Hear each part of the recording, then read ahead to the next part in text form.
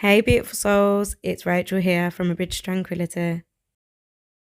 Hey, beautiful souls, welcome back to A Bridge to Tranquility's YouTube channel. I'm Rachel, and today we're going to be talking about spiritual awakenings. So, I wanted to do this video because I think the term spiritual awakenings is thrown around so much in terms of being woke, in terms of waking up. So, I thought it was important for us to do a video about what it actually is and how it affects us, and a couple of useful tips that I find really effective for perhaps navigating your way through a spiritual awakening. So let's get started. So the first thing to remember or to think about with an awakening is it is almost like a realisation, and it's a realisation of the fact that we're trapped. And when I say trapped, I don't mean trapped in a physical sense. I mean in more of a mental, emotional, almost like the terminology of being stuck on the hamster wheel, trapped. So we start to realise that we don't want to live in a certain way, we don't want to be a certain way, we want to reconnect to parts of ourselves that perhaps we've never connected to before. So what I believe, and again, take whatever you resonate with, but what I believe of a spiritual awakening is that we are in this life or put on this earth to learn lessons, perhaps lessons that we haven't learned previously, perhaps new lessons that we just need to learn for whatever reason.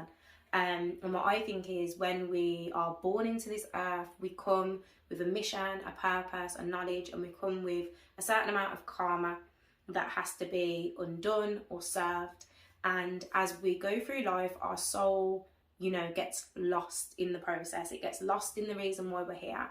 However, I feel like it needs to get lost. It gets lost so that we can experience certain things in life that will help to fulfill and undo or serve the karma or the purpose that it's supposed to. When we have an awakening, I feel like that is when our soul starts to remember or remember that it's a soul and it's came here again and it has served this purpose and it's got lost, but now it's time to refine itself, almost like remember what it is. So the soul almost wakes up one day and is like, oh wait, that's why I'm here, that's what I was doing, oh yeah, that's why I went through that, and that's why this happened, and that's why that happened. And it's almost like a crack in reality. That's the best way to describe it. It's a crack in reality. Everything that we knew it to be, or everything as we saw it to be, all of a sudden changes, all of a sudden like manoeuvres around, if you want to call it that. So this world where we were constantly busy, where we were almost doesn't feel the same way anymore. We start realising that, we're a piece of a puzzle, and that the puzzle is ours to be discovered. Now, for some people, once they hit that awakening point, it can send them into a negative place. So we can become kind of like aware of the highs and the lows, if you want to put it that way. So the highs are, being connected to universe, basking in our spiritual journey, and the lows are the real world. The bad stuff are, our traumas, our conditioning, the bad things we've been through. So for some people, they can almost begin to resent the process, begin to resent the life that they once had, to be angry about it and to see it as heavy, to see it as weighted, and to almost want to step away from it. But it's really important to remember in the awakening process, to step away from life or the life that you have served is actually to be in ego, because the purpose of the life you have served is so that you can evolve. The soul is here and is in this life, if you want to call it that, to learn and to discover things through those experiences. Yes, the good, the bad and the ugly. Like the soul is there to learn and to gain as much as possible, and to, like I say, fulfill karmas and things like that, karmic debt. So really, we have to experience the lows and the highs, and in my own theory, I should say, we have to experience the lows so that we can understand the highs. Like, it's fantastic to be connected to universe and the heights of it, and go into this space of self-discovery and self-awareness. But the more and more we discover and the more and more we become aware is through those lows, through those real life experiences. So look at it as a mission, and I'm trying to think who said this. I heard it on a podcast before. I think it's actually a quote out of the Bible, and it is to be in the world but to not be of the world. So it's a balance. It's balance between two. It's taking the awareness, taking the notion that your soul has woken up and you realise, oh, I'm here. I'm here and I'm here for bigger. I'm here for better. Now I've kind of, understood the fact of what, my first few decades of life were and why I had to live that way and why I had to be lost in, the busyness of society. And now, because I have that knowledge, instead of waking up in anger or waking up in distress, I can wake up in a sense of purpose. I can wake up in a sense of knowledge. I can wake up in, the proud sense of awareness instead of almost like being angry about it. So what can also happen after awakenings is what we like to call the dark night of the soul. So the dark night of the soul is related to when we realise that life is never going to be the same as what it was before we realised we were lost. So the way I always describe this, as dramatic as it sounds, it's like Matrix. It's the blue pill, red pill moment. So you have an awakening and you get the decision to carry on as you were and to almost ignore it and say, right, forget that, that sounds silly, I'm just going to carry on into my busy life, I'm going to carry on into this it life. Or you decide to dig deeper. You dig deeper, as I like to say, down the rabbit hole like Alice in Wonderland. You dig deeper to know more about yourself. You dig deeper to understand your soul's purpose. And life as you knew it changes.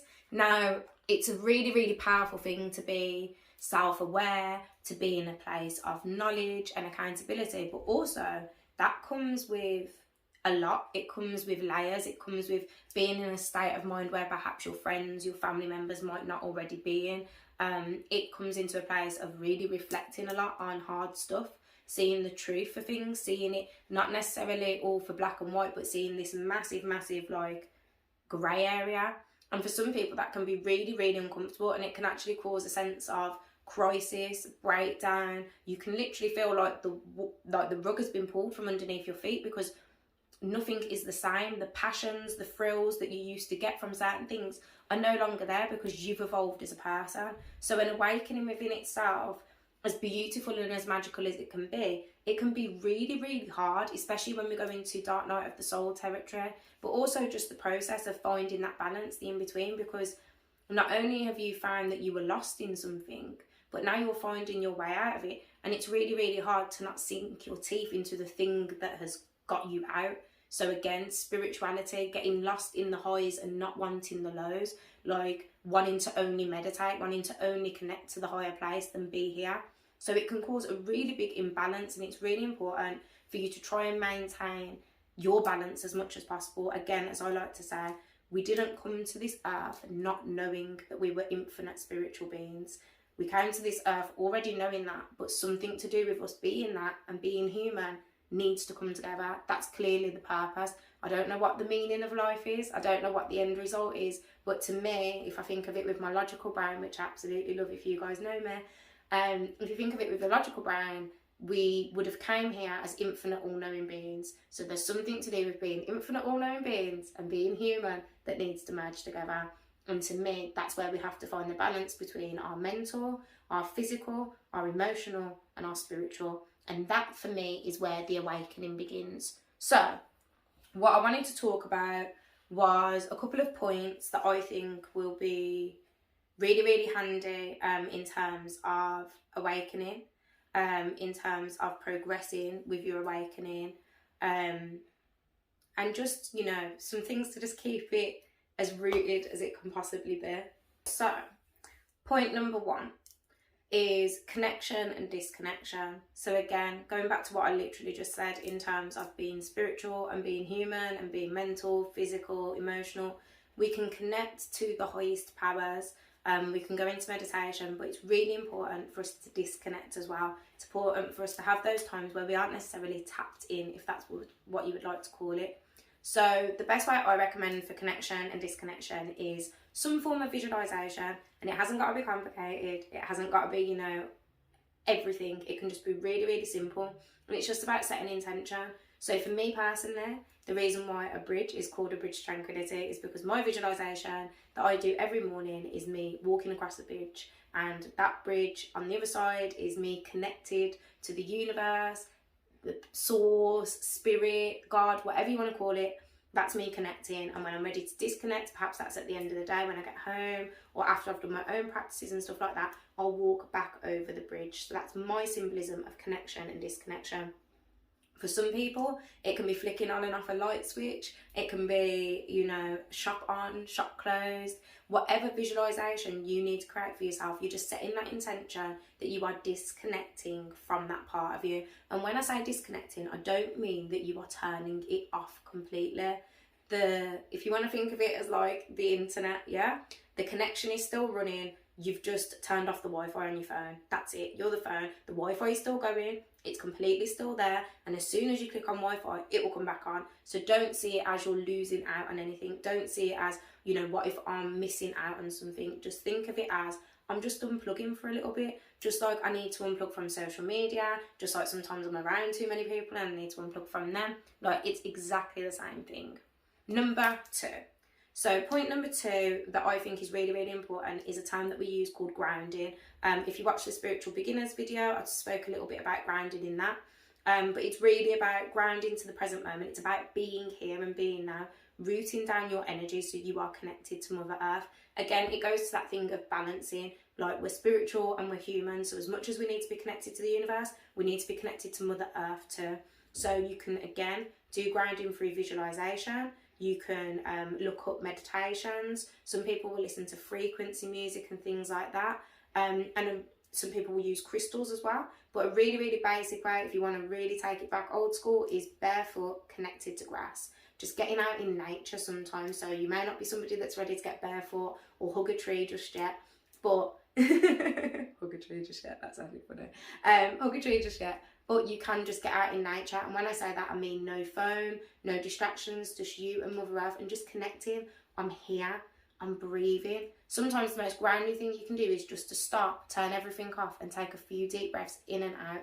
It's just setting that intention to be rooted and grounded to the present moment, to be here in your body. Like, that's what's important. 100%, so important. So point number 1, as I said, is all about connection and disconnection. Point number 2, grounding. Point number 3 that I think is really, really important is protecting your energy. Everybody speaks about the really, really nice side of spirituality. Me, myself personally, which I'm going to be sharing with you guys in the personal videos, that is something that I want to bring up at a different day. A lot of my journey rooted and began in darkness. And what I mean by that is not my own darkness, well, some of my own darkness, obviously, but in terms of my family history, in terms of my mom, my granddad, people that have got the gift that have passed it down to myself, they didn't used to do a lot of healing or readings or anything like that. They used to do a lot of clearance work. They used to do a lot of energetic attachment release from people, from places. And my journey started exactly the same as theirs. So my journey started with cleansing houses, sending, as I would call it, darkness to its fate, wherever that is that it belongs, and allowing people of light, of love, to pass over to the other side, whatever that may be. I don't know what's over there. I just pop them through it. So for me, protection has always been the be all and end all. I don't care who or what you are connecting to. I don't care how enlightened you feel you are. Protect your energy. And again, this can be done through prayer, affirmation, visualization, meditation, sound, all of that stuff. I don't care what it is. It's all about the intention and purpose. And the intention and purpose for you is to protect your energy. Anything can come in disguise, and bad stuff does not turn up like the boogeyman chilling in your bedroom. It turns up as somebody that you know. It turns up as a loving voice that knows a lot about you, that can help you. It does not come dressed as evil. Evil comes in disguise. And it's really, really important to remember that. And this is where our ego comes into play as well. Like, we do not know more than what we know at this present moment, which means anything can happen and anything can change. And myself, who I do feel established in my work and in my practice and in my connection, I will still protect my energy every day. I will still protect my energy when I go into individual one-to-one sessions. I'll protect it when I go into practice. I'll protect it when I go into ceremony. I am constantly protecting my energy, because I don't know what is out there, but I know that darkness exists, and I know that goodness exists, and I know that darkness disguises itself as goodness to make its way in. So that's a major, major one for me. Protection. Protection, protection, protection. So, connection and disconnection, grounding, earthing, and protecting your energy. Number 4, pay attention. And what I mean by this is listen. Listen to yourself. Listen to the intuition that's going on. Listen to where you feel called to. Listen to the people you want to connect with. Listen to yourself when it's a big no as well, because it's not always going to be yeses. Your body, your soul, your mind is awakening to something new. Again, you're escaping almost like a prison that you've been living in. And not all prison has to be bad, but the terminology is the way to say it. You've been encased in a life that you've been living in, and now it's time to change, which means you're going to have to pay attention.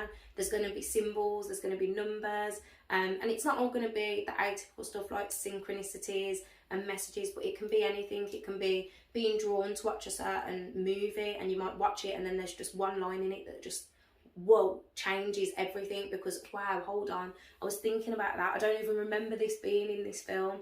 Like, really allow your body, and when I say your body, I mean your physical and energetic being, your mind and your intuition to lead the way. Like, really, really pay attention to it, because it knows what it's doing and you know what you're doing. You've just got to be able to listen to that voice that's just a little bit quieter and more subtler than your ego. The way I always say it is, ego screams and shouts. That voice that goes, no, no, no, no, no, no, no, no, no. That's your ego. That voice that just goes, nah, don't think you should do that, and then goes quiet after, that's your higher self. That's your spirit. It doesn't shout.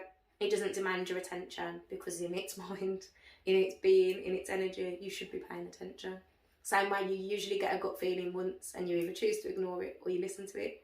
It doesn't keep on coming again and again and again, because you should be connected and listening to your soul. So pay attention. So, so important. And point number 5, the final point, is find your own way. There are so many ways, and I spoke about this in the Spirituality for Beginners video. There are so many do's and don'ts and shoulda, woulda, couldas when it comes to spirituality. The main thing about a spiritual awakening is understanding that you are an infinite being in a human body, but you are a unique soul. Just like any genetic code, you have your own energetic code as well, which doesn't match anybody's. And for that, you need to be able to know that you can do what you need to do in your own way to benefit you. I say, as long as you know that everything you're doing is in good intention, you're protecting yourself and you're protecting others, do what you need to do, boo. Like, do it. Do it, do it, do it. Read what you want to read. Listen to what you want to listen to. And as I said in the Spirituality for Beginners video, treat it like a research project. What resonates with you and makes sense, great, keep it. What doesn't, don't. Let go, leave it. You don't need it. And it's as simple as that. And just keep on flowing. And remember as well, and this is really important to finding your own way, and something that I had to learn in my journey, you're allowed to change your mind. You're allowed to be doing something one way and wake up one day and be like, whoa, I don't like this anymore. This doesn't sit right with me anymore. This doesn't resonate with me anymore. Like, you're allowed to do that. Don't let, your ego convince you, well, you've been doing it this way, so why are you going to stop? What are people going to say? It doesn't matter what people are going to say. It doesn't matter what people think. It's about you and your journey and your ability to progress. So, 5 steps, 5 top tips for an awakening. Connect and disconnect. So, so important. You need to be here. And yeah, you do need to be over there, but you need to be here, 100%. Ground and earth your energy. Be connected to the present moment. Be connected to Mother Earth as well as being connected to up there. So, so important. Protect your energy. You don't know what's out there. And yes, I am going to be the person that says dark forces are always at play, to make sure you're protected from them. Number 4, pay attention. Listen to yourself. Practice hearing that intuition. Start with something basic. It could be as simple as, what do I want for dinner? Listen to your body. And last but not least, find your own way. Find your own path, because it's yours and yours alone. And you can meet magical teachers, amazing mentors. You can have the most conversations with just the most generic people. Like, nobody, it can be anybody. You can read something in a book, you can read something on the internet, you can hear something. Just find your way, and what works for you, pop it all in the basket. And what doesn't, you don't need it. So guys, spiritual awakenings for beginners. Just a little quick one, 5 top tips. I hope you've enjoyed it. I hope you've resonated with it, and I hope that the video has been helpful in some way to you. I want to say thank you all for watching. I appreciate you loads. Remember that you don't have to be weird to be spiritual, and also remember to follow us down on our social media links. I thank you so much for watching. I appreciate and love you all so much, and look out for our next video and make sure you've liked and subscribed. Take care, beautiful souls.